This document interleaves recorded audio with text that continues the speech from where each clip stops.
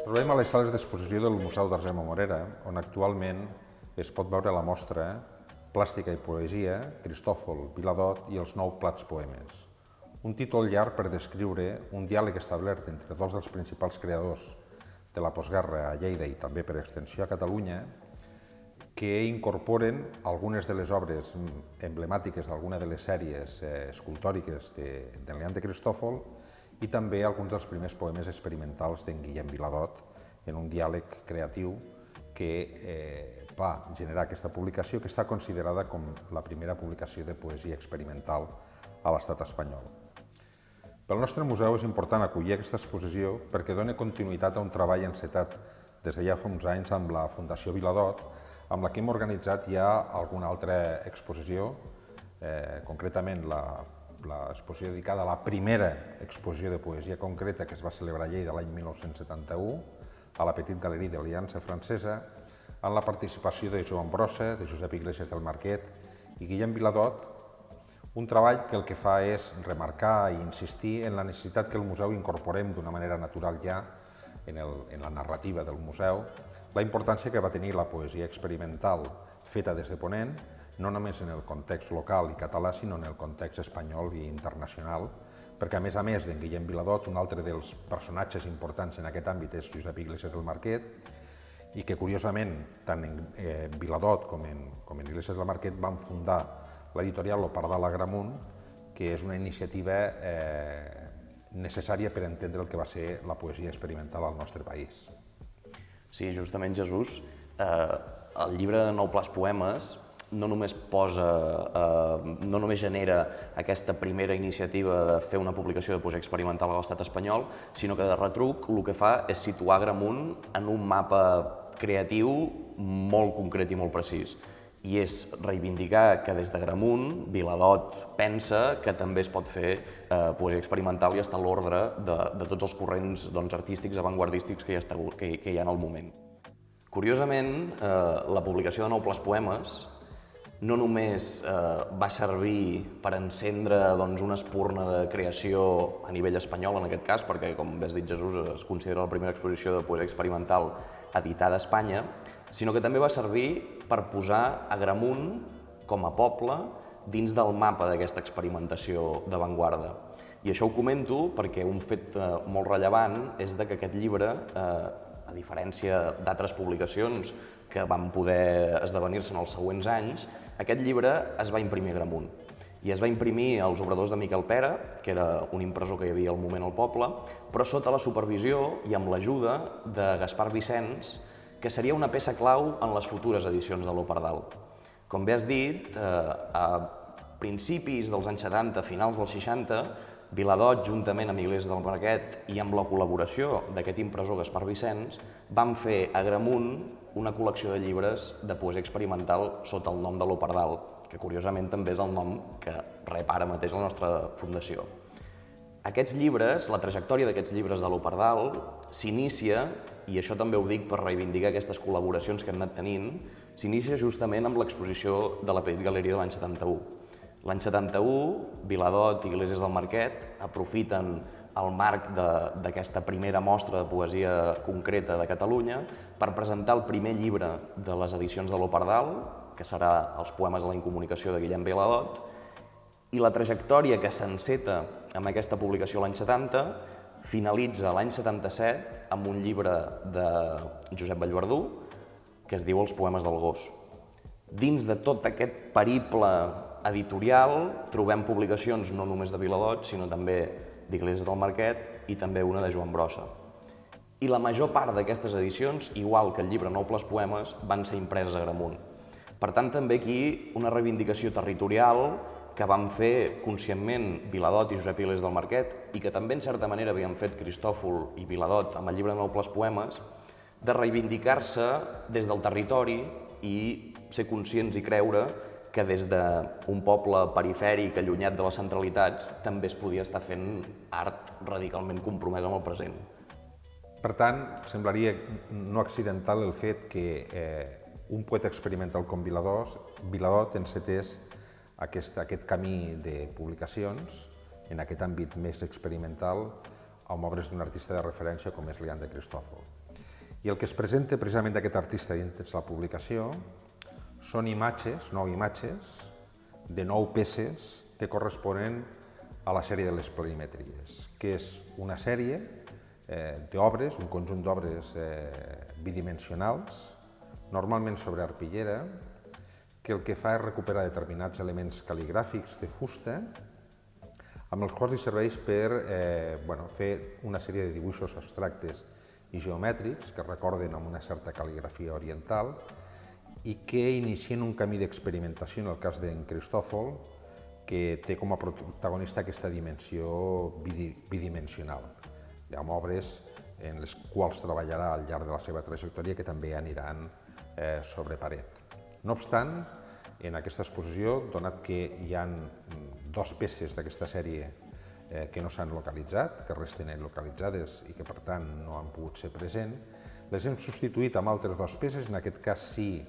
de caràcter tridimensional, és a dir, 2 escultures absentes, d'una altra sèrie concomitant en el temps, també de l'any 58, que es diu Plans i volums, i que el que fa és desenvolupar aquest mateix plantejament de Leandre Cristòfol a les planimetries en l'espai, en un element volumètric, com són els plans de volum. D'aquesta manera hem mantingut el concepte que dona títol a la publicació, el de 9 plats, en referint en aquest cas a obra plàstica, poemes.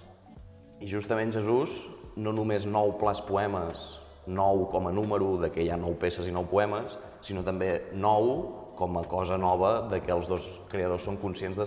que estan fent una nova proposta en els llenguatges avantguardistes del moment.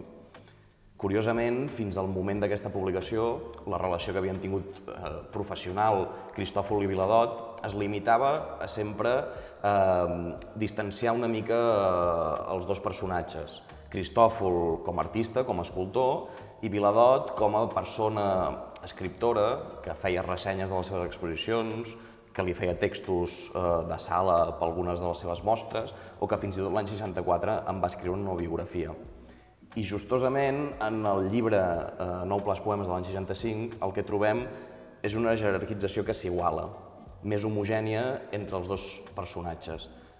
que per més que estiguin fent servir 2 llenguatges creatius diferents, ja no trobem Cristòfol l'escultor i Viladot l'escriptor, sinó que trobem Cristòfol l'artista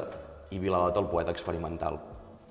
Com bé has dit, Jesús, en el llibre 9 plats poemes és un dels primers moments on Viladot ensenya, publica, imprimeix sobre el paper algunes de les seves sèries de poesia experimental. I crec que per començar a introduir els poemes que formen part d'aquesta publicació, jo crec que és important que esmentem, i també aprofitant el marc geogràfic on ara es troba aquesta mostra, que és la ciutat de Lleida, que l'any 56 Guillem Viladot va fer un article a la premsa lleidatana sobre Rafael Alberti. La censura franquista va actuar de ple i va estar condemnat a no poder escriure més en la premsa lleidatana durant 2 anys. Això va ser un fet que per Viladot molt rellevant, perquè ell també amb escrits que ens ha deixat i que hem pogut investigar, sabem que a partir d'aquest moment es va crear un trencament polític, artístic, respecte al que havia fet fins llavors i el que faria després. L'any 56 comença a escriure en català i l'any 56 també comença a assentar les bases del que ell anomena que és el desmantellament de l'ordre alfabètic. I aquest desmantellament de l'ordre alfabètic culminaria l'any 59 amb un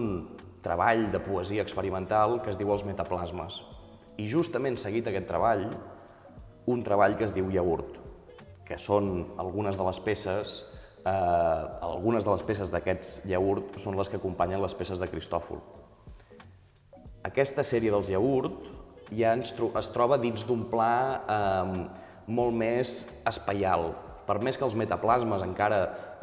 mantenien un format de poesia, diguem-ne, tradicional, de vers lineal, per més que els sons o alguna inclusió de neologismes feia que fossin uns poemes trencadors, amb Iaurt ja ens trobem dins d'un pla molt més experimental, molt més semblant a el que podrien ser cal·ligrames des de Poliner fins a Salvat Papasseit, per parlar d'algú d'aquí a casa nostra, on Viladot aprofita l'espai en blanc de la pàgina per disposar paraules, però sense que estiguin estructurats d'una manera lineal. Jugar amb l'espai en blanc permet a Viladot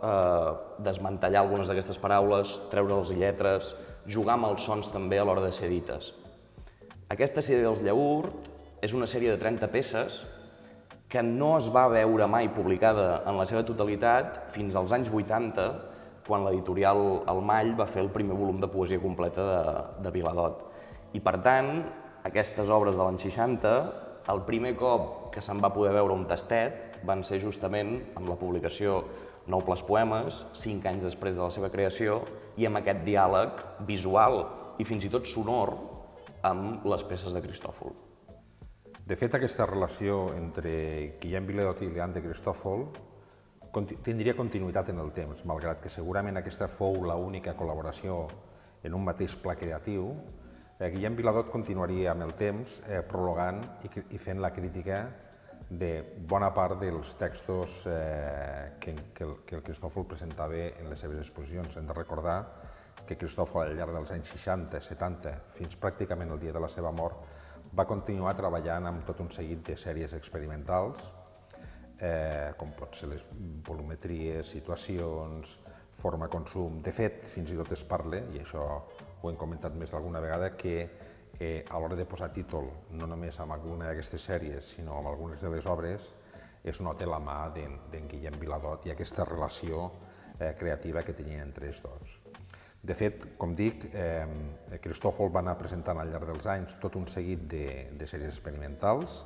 De fet, algunes d'elles fins i tot va ser presentada a la pròpia espai expositiu de la Petit Galeria Lleida, com és l'exposició de forma-consum. I aquesta relació es va mantenir, de fet, fins al moment de la mort d'en Leand de Cristòfol,